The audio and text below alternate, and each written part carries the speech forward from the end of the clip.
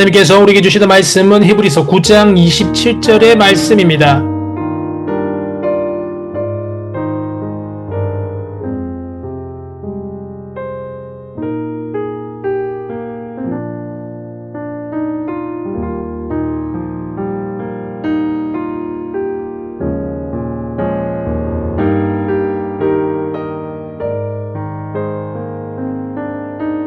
한 번 죽는 것은 사람에게 정해진 것이요 그 후에는 심판이 있으리니.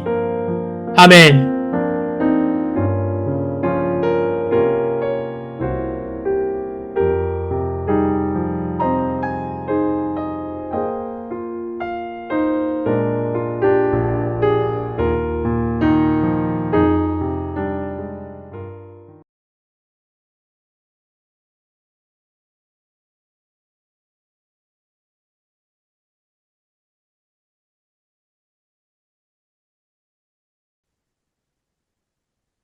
존재의 근원이 되시며 모든 시작과 끝을 아우르시는 주님, 광야를 길로 바꾸시고 사망의 골짜기에서 생명의 강을 터뜨리시는 창조주 주님을 찬양합니다. 세월이 흐르고 계절이 돌고 돌아도 변함없이 자비를 베푸시며 날마다 새로운 은혜를 베푸시는 주님, 6월의 끝자락에서 다시 한 번 더 주님의 전을 사모하며 이 자리에 엎드립니다. 은혜 주님, 지난 한 주간을 되돌아봅니다. 주님의 은혜 안에 살면서도 말씀 앞에 순종하지 못하였고 주님의 진리의 말씀을 마음에 새긴다 하면서도 세상의 논리와 즐거움과 개인의 이기심 앞에 흔들렸고 기도에 무릎을 꿇기보다 내 생각과 타성에 젖어 바쁜 일상에 휩쓸려 살았음을 고백드립니다. 성령님, 자백의 빛으로 우리의 내면을 비춰 주시옵소서. 감추어진 어두움, 숨겨진 탐욕, 말과 행동의 가식과 허영을 드러나게 하시고 십자가 앞에 꺾인 심령으로 회개하게 하여 주시옵소서. 주님, 말씀으로 우리를 다시 세우시고 보혈로 씻기어 깨끗한 마음, 정직한 영으로 주님을 따르게 하여 주시옵소서.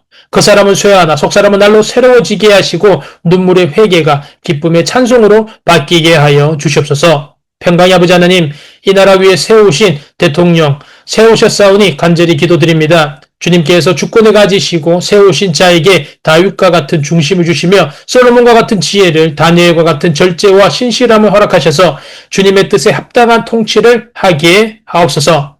그가 민심을 따르기보다 주님의 법도를 청종하게 하시고 세상의 권세보다 주님의 권위를 경외하게 하사 이 나라를 정의와 공의 위에 세우며 진리로 다스리는 지도자 되게 하옵소서. 혼란한 정치, 어려운 경제, 흔들리는 국제정세 속에서도 이 나라가 통합과 회복으로 나아가게 하시고 주님 주시는 능력으로 새롭게 도약하게 하옵소서. 사랑의 주님, 6월을 호국보훈의 달로 지내며 이 나라의 자유와 복음을 지키기 위해 피 흘린 순국선열들을 위하여 기도합니다. 잊지 않게 하여 주시옵소서.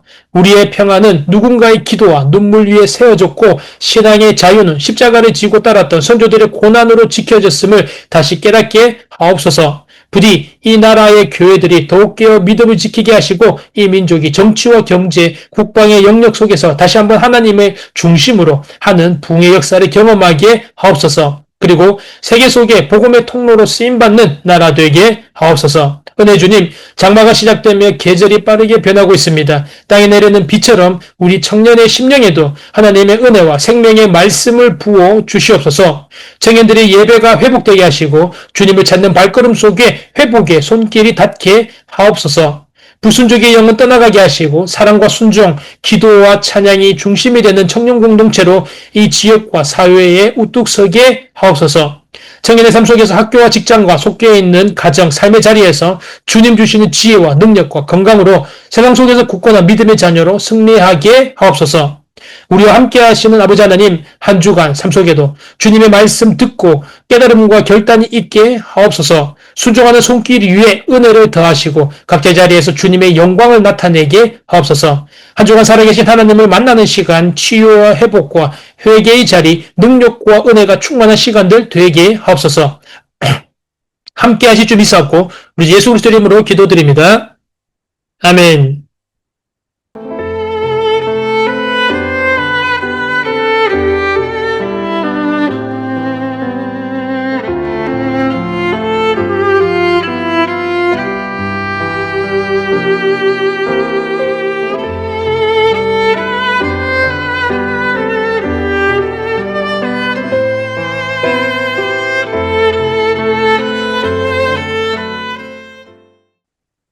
사적인 여러분 안에서 귀하고 복된 6월의 넷째 주일입니다. 지난 주간 우리 주님께서 주시는 평화 속에서 건강하게 잘 지냈습니까? 산 여러분. 지난 주간 비가 왔고 날씨가 꽤 많이 습했습니다. 그런데 또 내일부터는 날씨가 30도가 웃도는 더위가 계속 진행된다고 합니다. 주말에 또 비 소식이 또 있죠. 이렇게 여름이 시작되는 것 같습니다. 간절히 바라기는 이번 한 주간 살아가면서 요즘 사랑 여러분 컨디션 좀 어떻습니까? 더위가 진행되는 이 가운데 우리 주님께서 주시는 영적, 육적 건강과 안전을 잘 지켜서 승리한 복된 날들 되시기를 간절히 소망합니다. 사랑 여러분, 욥의 이야기를 아시나요? 우리가 욥의 이야기에서 한편으로 볼 수 있는 것이 무엇입니까? 욥의 절망적인 상황 속에서 위로가 되어야 할 욥의 친구들은 오히려 욥을 정죄하고 조롱하고 박해하였습니다. 이렇게 사람은 위로자가 되었다가도 또 심판자가 되었다가도 박해자가 되기도 합니다. 이처럼 이 땅에 진정한 위로자란 없습니다.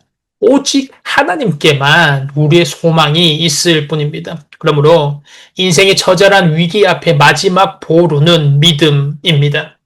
금방이라도 무너질 것 같은 상황 속에서 하나님을 향한 믿음을 붙들고 있다면 비록 휘어지더라도 부러지지는 않을 것입니다. 욥의 친구들의 고난과 비난으로 욥은 가혹한 시련을 겪었지만 무엇입니까? 하나님을 향한 믿음을 간직하였습니다. 결국 그는 살아계신 하나님을 전심으로 바라보았고 마지막 날에 하나님을 만날 것을 기대하며 소망하며 그 결과를 누리게 되죠. 이처럼 고난과 시련은 하나님을 향한 우리의 믿음을 흔들어 놓지만 하나님의 살아계심을 믿는다면 그 믿음으로 말미암아 승리하게 됩니다.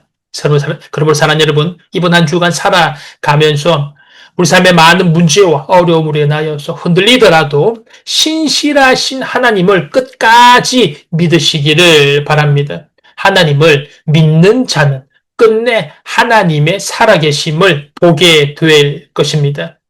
정말 예배가 매주 새벽 6시 온라인 유튜브로 송출되고 있고 매주 오후 2시 지하 본당에서 대면 예배가 드려지고 있습니다. 하나님은 나의 모든 체질을 다 아시고 나의 모든 상황, 환경, 문제, 어려움들 다 알고 계십니다. 믿음 가지고 주님께로 나아가서 주님 안에서 기쁨과 평강 얻는 복된 자녀 되시기를 간절히 소망합니다.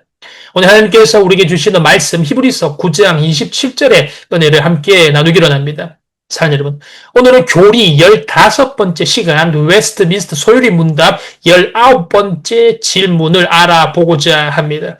우리는 지난 2주간 동안 아담과 하와가 타락한 이후에 어떤 상황이 되었는지 그 개념들을 정립해 보았습니다. 2주 전에 웨스트민스터 17번째 질문에선 죄란 하나님의 법에 불순종하거나 온전히 순종하지 못하는 것을 죄라고 하는데 아담과 하와가 하나님의 법에 불순종함으로 죄 가운데 거하게 되었고 그 타락으로 말미암아 이후에 태어나는 모든 인류는 아담과 하와가 지은 그 원죄 가운데 거하게 되었고 비참함 가운데 거하게 되었음을 알게 되었습니다. 그리고 지난주 웨스트민스터 18번째 질문에서는 아담과 하와의 이 타락 이후에 가지게 된 죄의 두 가지 모습. 첫 번째 모습은 원죄를 가지게 되었다는 것이죠. 아담과 하와에게서부터 온 이 원죄로 말미암아 우리 인류는 온 성품이 부패하게 되었고 이것을 전적인 부패라고 하였죠. 이 원죄로 말미암아서 악한 생각, 간음, 살인, 도둑질, 거짓 증언, 비방 이런 모든 자범죄들이 연결되게 되었음을 알게 되었습니다. 이제 이어서 오늘 웨스트민스터 19번째 질문을 알아볼 것인데 이 19번째 질문에서는 아담과 하와의 타락으로 인한 그 결과에 대하여서 세부적으로 이야기를 나누고 있습니다. 오늘 웨스트민스터 19번째 질문은 이것입니다. 먼저 질문입니다. 사람이 타락한 상태에 비참함은 무엇입니까? 답은 세 가지를 말하고 있습니다. 답은 이것입니다. 타락으로 말미암아 첫째, 모든 사람은 하나님과의 교제를 상실하게 되었으며 둘째, 그분의 진노와 저주 아래 있게 되었고, 셋째, 이 타락의 결과로 현세의 모든 비참과 죽음과 영원한 지옥 형벌을 받게 되었습니다. 가 바로 그 답입니다. 아담과 하와의 타락으로 말미암아서 세부적인 그 결과 세 가지. 첫 번째는 모든 인류가 하나님과의 교제를 상실하게 되었다. 두 번째, 하나님의 진노 아래 모든 인류가 진노와 저주 아래 모든 인류가 거하게 되었다. 세 번째, 현세를 살아가면서 모든 비참함 가운데 거하게 되었으며 무엇보다도 죽은 뒤에 영원한 심판, 즉 지옥 형벌을 받게 되었다라는 것입니다. 오늘 이 타락의 결과, 죄의 결과 세 가지에 관하여 세부적으로 알아보겠습니다. 먼저 아담과 하와의 타락의 첫 번째 결과, 하나님과의 교제가 상실되게 되었다입니다. 산 여러분, 선악과를 먹은 후에 아담과 하와는 눈이 밝아졌죠. 그리고 자신들이 벗은 줄을 알게 되었습니다. 그리고 무화과 나무 잎으로 몸을 가립니다. 여기에서 눈이 밝아졌다라는 말은 밝다라는 것은 긍정적인 의미로 보일 수가 있는데 이것은 부정적인 의미입니다. 무엇입니까? 그전에는 아무런 문제가 되지 않았던 일들에 대하여서 이제는 느끼게 되는 열등감, 부끄러움, 분노 등을 말하게 되는 것입니다. 그들은 타락 전에는, 죄를 짓기 전에는 자신들이 벗은 상태에 관하여서 아무런 문제를 느끼지 못하였습니다. 하지만 타락 이후에 자신이 자기의 주인이 되어서 자기가 자신에 대한 과도한 관심, 과도한 애착으로 인하여서 부끄러움을 느끼고 치욕을 느끼고 결국 치마를 만들어서 위장하고 미화하게 되었던 것입니다. 문제는 그렇게 한 이후에 그들은 하나님과의 교제를 할 수가 없게 되었다라는 것이죠. 하나님의 낯을 피하게 되었고 나무에 숨는 지경에 이르게 되었다라는 것입니다. 자기 스스로의 죄를 스스로 해결하려고 무화과 나무 잎으로 자신의 부끄러움을 가려보았지만 그것이 참된 해결이 되지 않았다라는 것이죠. 결과로 하나님의 법에 불순종한 후 이 죄의 문제를 해결하지 못함으로 말미암아 하나님과의 관계가 끊기고 하나님을 두려워하게 되고 하나님을 피하게 되었다라는 것입니다. 이것이 바로 아담과 하와의 타락 후의 첫 번째 비참함, 바로 하나님과의 관계 단절, 영혼의 죽음입니다. 사실 이거 중요합니다. 이 영혼의 죽음은 필연적으로 육신의 죽음과 연결이 됩니다. 영적으로 죽은 사람은 육신적으로 몇십 년, 고작 몇십 년을 오래 살아본다라고 하여도 결국에는 그 육신이 죽게 되면 영원한 죽음에 이르게 되게 된다는 것입니다. 영혼의 죽음. 이것이 바로 이 죄의 첫 번째 결과, 첫 번째 비참함이라는 것입니다. 이것은 마치 포도나무에서 잘린 가지가 과실을 결국에는 맺지 못하고 몇 싱싱해져 봤자 가지에서 원가지에서 떨어져 버리면 며칠 싱싱함을 유지하다가 결국에는 말라서 비틀어져 버리고 마는 현상과도 같다라는 것입니다. 사실 아담과 하와에게 육체적으로 죽음으로 육체적으로 바로 그 자리에서 선악과를 먹은 그 즉시 그 자리에서 죽었다라고 하여도 그것은 전혀 이상하지 않은 일이었습니다. 왜냐하면 하나님께서 내가 선악을 알게 하는 나무의 열매를 먹는 그날 반드시 죽으리라라고 약속하셨기 때문입니다. 하지만 은혜가 풍성하신 하나님은 그들을 그 자리에서 즉시 죽게 하지 않으시고 구원의 일을 시작하시고 그들에게 넉넉한 수명을 허락하십니다. 그래서 세상의 많은 불신자들도 오늘도 그들이 하나님을 향한 믿음이 없어도 멀쩡하게 살아갈 수 있는 것입니다. 이것은 하나님의 일반 은혜 때문입니다. 하지만 그런 삶은 위태스럽고 필연적으로 하나님의 진노 아래에 놓이게 됩니다. 왜냐하면 하나님과의 관계가 끊김은 결국 영혼의 죽음, 영혼의 심판을 말하기 때문에 그렇습니다. 이렇게 아담과 하와의 첫 번째 타락의 결과 비참함, 하나님과의 관계 단절, 하나님과의 관계가 끊기게 된 것입니다. 이것이 필연적으로 육신의 죽음과 연결이 되고 육신의 죽음을 넘어서서 영원의 죽음을 이야기하는 것입니다. 아담과 하와의 타락의 두 번째 결과, 두 번째 비참함, 하나님의 진노와 하나님의 저주 아래에 놓이게 되었다라는 것입니다. 이렇게 하나님과의 관계를 깨어버린 아담과 하와는 결국에는 서로 간의 관계도 깨져버리고 불신이 싹트게 됩니다. 하나님께서 아담에게 선악을 알게 하는 나무의 열매를 먹은 것에 관하여서 물으십니다. 그러자 아담은 이렇게 이야기를 하죠. 하나님께서 주셔서 나와 함께 있게 한 그 여자, 그가 그 나무 열매를 내게 주므로 내가 먹었습니다. 라고 변명한 것이 바로 그것입니다. 책임을 여인에게 떠넘겨버린 것이죠. 그런데 사랑하는 여러분, 사실 이 말은 그 책임을 여인에게 떠넘긴 것이 아니라 하나님께 떠넘긴 것입니다. 하나님께서 저에게 주신 여자가 그 나무의 열매를 먹으라고 하였기 때문에 하나님께서 저에게 그 여자를 주시지만 않았어도 이런 일이 벌어지지 않았을 것인데 하나님께서 그 여자를 주셨기 때문에 결국 그 여자로 인하여 제가 선악과를 먹게 되지 않았습니까? 라고 하는 결국 하나님께 책임을 돌리는 것이었습니다. 아담은 이 죄로 말미암아 하나님께 그 죄의 책임을 돌리게 되고 또 아내 하와에게도 그 책임을 돌림으로 결국 죄로 인하여서 모든 교제, 모든 관계는 다 깨져버립니다. 창조주 하나님과의 관계가 깨져버렸고 남편과 아내는 둘이 합하여 한 몸을 이루는 관계였는데 이렇게 서로 간의 관계가 깨지고 분열이 발생하게 되었습니다. 그렇다면 하와는 어떻습니까? 하와는 탓을 하지 않았습니까? 하와 또한 뱀이 나를 꿰므로 내가 먹었나이다 라고 책임을 뱀에게 돌립니다. 뱀이 하와를 유혹한 것은 맞죠. 하지만 궁극적으로 하와 자신이 결정하고 먹은 것이므로 자기의 죄를 하나님 앞에서 인정해야 했습니다. 이처럼 아담과 하와가 죄를 짓게 되자 하나님과의 관계가 단절되게 되었고 이것은 서로 간의 관계가 깨지게 되었다는 것을 말하며 결국에는 모든 만물 간의 관계가 다 깨져서 신실과 의와 거룩함으로 대표되는 하나님의 형상이 깨지게 되었고 결국 인간은 하나님을 숨고 하나님을 두려워하며 사는 존재가 됩니다. 이것이 바로 하나님의 진노와 저주 아래에 놓이게 된 인간입니다. 하나님의 진노와 저주는 남자와 여자의 삶의 영역에도 그대로 영향을 미쳐서 남자는 밭을 갈고 땀을 흘려야만 먹고 살 수 있게 되었으며 땅들도 저주를 받아 가시덤불과 엉겅퀴가 자라게 되었습니다. 여자는 잉태하는 고통과 수고로이 자녀를 낳아야만 하는 형벌을 받아야 했고 남편의 지배를 받는 처지에 놓이게 되었습니다.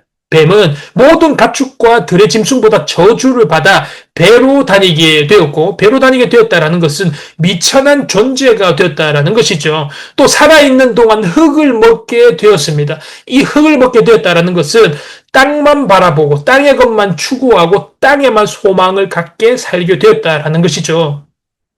이때 이후로 인류의 삶은 하나님의 진노와 저주 아래에 속하여졌고 계속 이어져 갔던 것입니다. 그래서 오늘날도 서로 간의 국가 간의 전쟁, 인종 간의 갈등, 기아로 많은 사람들이 죽어가고 그 해결의 기미가 보이지 않고 오히려 더 심해지고 있는 것을 볼 수가 있습니다. 의학이 발달하여서 인간의 평균 수명이 조금 늘어났지만 인간다운 수명은 오히려 더 줄어든 것을 볼 수가 있습니다. 노인의 고독과 소외가 심해져서 노인층 자살률이 높아지고 정복될 줄만 알았던 세균과 그로 인한 전염병들은 다양한 모습으로 전 세계 인류를 괴롭히고 있습니다. 과학은 발달하였지만 환경오염은 갈수록 심해지고 첨단 무기는 오히려 전체 인류의 생존을 위협하게 되었습니다. 이렇게 아담과 하와의 타락, 비참한 결과 첫 번째는 하나님과의 관계가 끊어지게 되었다라는 것이고 두 번째는 하나님의 진노와 저주 아래에 놓이게 되었다라는 것입니다. 마지막 세 번째, 아담과 하와의 타락 이후에 비참한 세 번째, 이것이 가장 두렵고 큰 것입니다. 바로 세 번째는 현세의 비참과 죽음, 무엇보다도 영원한 지옥 형벌이 기다리게 되었다라는 것입니다. 아담과 하와의 타락 이후에 죄로 인하여서 사람들의 삶은 누구나 그 인생에 주어지는 다양한 방식의 비참함들이 찾아오게 됩니다.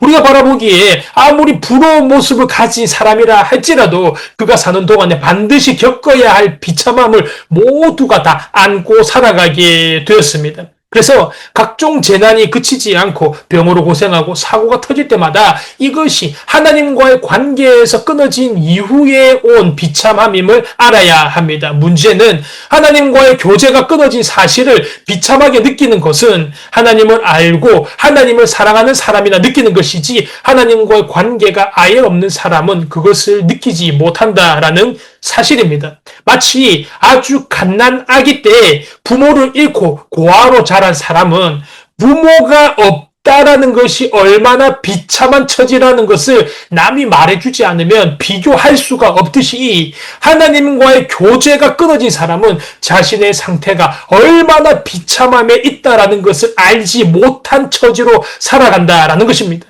무엇보다도 영원한 형벌은 아직 당해보지 않았기 때문에 죽음 이후의 세계에 대하여 그것이 있는 줄도 모르고 그리고 그것이 얼마나 두려운 줄도 모르고 지낸다라는 것입니다. 하나님을 알지 못하는 사람들은 하나님이 경고하시는 말씀에 대하여서 두려워하지 않습니다. 우리가 사는 동안에 당하는 모든 비참함이나 죽음이라는 것을 모든 인류는 피부로 느끼고 아파하고 슬퍼하고 울지만 그것이 하나님과의 관계에서 끊어진 이후에 온 비참함과 하나님의 진노와 저주로 말미암은 것이라는 사실은 결코 알지 못합니다. 이것이 가장 비극적인 것인데 하나님의 진노와 저주는 현세에서 어려움을 당하는 것으로 끝이 아니라는 것입니다. 죽음 이후에는 더 무서운 심판이 기다리고 있다는 것입니다. 우리가 이 땅에 살아가면서 겪는 여러 가지 어려움과 시련들, 고난은 모두 다 끝이 있습니다. 하지만 죽음 이후에 모든 사람이 하나님의 심판대 앞에 서서 심판을 받고 그 결과 천국과 지옥의 길로 나뉘게 되는데 이것은 영원의 시간이라는 것입니다. 그러면 사랑하는 여러분, 이것을 우리 그리스도인들이 세상 사람들에게 알려야 하는 것입니다. 여러분, 주변에 믿지 않는 사람에게 성경이 말하는 내용을 가감해서 증거하지 말고 원래의 내용을 그대로 알려주십시오. 이 세상에 독생자를 보내주신 하나님의 거짓 없는 사랑도 본래의 내용 그대로 증거하고 그리고 예수님을 믿지 않는 사람을 향한 그분의 끝없는 진노도 그대로 전해야 합니다. 타락한 인간의 마음은 무슨 수를 써서라도 복음을 받아들이려고 하지 않고 끝까지 저항합니다. 그들의 강팍한 심령은 하나님을 두려워하지 않습니다. 그래서 복음을 전할 때에는 하나님의 어미하심과 거룩하심도 있는 그대로 함께 선포해야 합니다. 성경은 예수님을 믿지 않는 불신자가 죽은 뒤에 받게 되는 영벌에 관하여서 요한계시록에 가장 잘 증거하고 있습니다. 요한계시록 14장 10절부터 11절 말씀을 보도해드립니다. 그도 하나님의 진노의 포도주를 마시리니 그 진노의 잔에 섞인 것이 없이 부은 포도주라. 거룩한 천사들 앞과 어린 양 앞에서 불과 유황으로 고난을 받으리니 그 고난의 연기가 세세토록 올라가리로다. 짐승과 그의 우상에게 경배하고 그의 이름표를 받은 자는 누구든지 밤낮 쉼을 얻지 못하리라 하더라. 아멘. 불과 유황으로 고난을 받으리니 그 고난의 연기가 세세토록 올라가리라 라는 이 말씀은 정말 있는 그대로를 묘사한 것입니다. 그리고 또 요한계시록 21장 8절도 비슷한 말씀을 증거합니다. 봉독해드립니다. 그러나 두려워하는 자들과 믿지 아니하는 자들과 흉악한 자들과 살인자들과 음행하는 자들과 점술가들과 우생 숭배자들과 거짓말하는 모든 자들은 불과 유황으로 타는 못에 던져지리니 이것이 둘째 사망이라. 아멘. 사는 여러분, 그리스도인은 최후 심판에 관한 말씀을 거듭나지 못한 세상 사람들, 비그리스도인들에게 무조건 자주 들려줘야 합니다. 오늘 웨스트민스터 소리문도 19번째 질문도 이런 심판의 말씀을 명백하게 들려줘서 그들도 심령의 경고를 받고 회개할 기회를 얻게 하라는 것입니다. 뿐만 아니라 요한계시록에는 불신자가 받을 영벌 외에도 우리 신자들이 누릴 영생과 유업으로 받을 천국에 관한 내용도 나옵니다. 요한계시록 21장 1절부터 4절까지의 말씀을 봉독해드립니다. 또 내가 새하늘과 새 땅을 보니 처음 하늘과 처음 땅이 없어졌고 바다도 다시 있지 않더라. 또 내가 봄에 거룩한 성 새 예루살렘이 하나님께로부터 하늘에서 내려오니 그 준비한 것이 신부가 남편을 위하여 단장한 것 같더라. 내가 들으니 보좌에서 큰 음성이 나서 이르되 보라 하나님의 장막이 사람들과 함께 있음에 하나님이 그들과 함께 계시리니 그들은 하나님의 백성이 되고 하나님은 친히 그들과 함께 계셔서 모든 눈물을 그 눈에서 닦아주시니 다시는 사망이 없고 애통하는 것이나 곡하는 것이나 아픈 것이 다시 있지 아니하리니 처음 것들이 다 지나갔으리라. 아멘.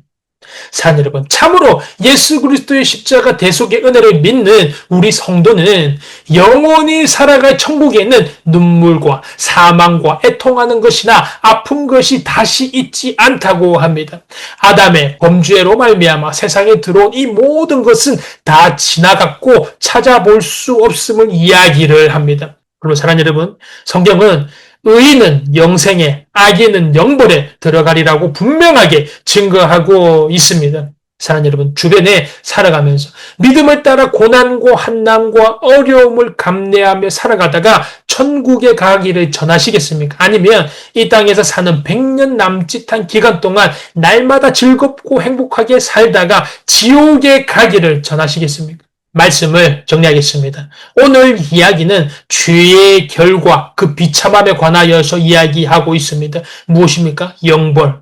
그것은 이 땅에서의 끝이 아니라 영원한 지옥을 이야기합니다. 그것 말고는 아무것도 없습니다. 불교에서처럼 윤회도 아니고 카톨릭에서처럼 중간지대 연옥, 영혼 소멸도 아닙니다. 오직 천국과 지옥만이 존재합니다. 사랑하는 여러분, 우리는 그리스도 안에서 영생을 누릴 자로 선택받은 것에 기뻐하고 감사해야 합니다. 그리고 주변에 이 영생에 대한 소망을 모르고 세상을 살아가는 사람이 있다면, 이것을 몰라 모든 것을 다 잃은 것처럼 포기한 사람이 있다면 우리 하나님의 은혜를 알고 예수 그리스도를 믿어 구원받아 참된 성도가 되라고 전파하는 주님 자녀 되시기를 주님의 이름으로 축원합니다.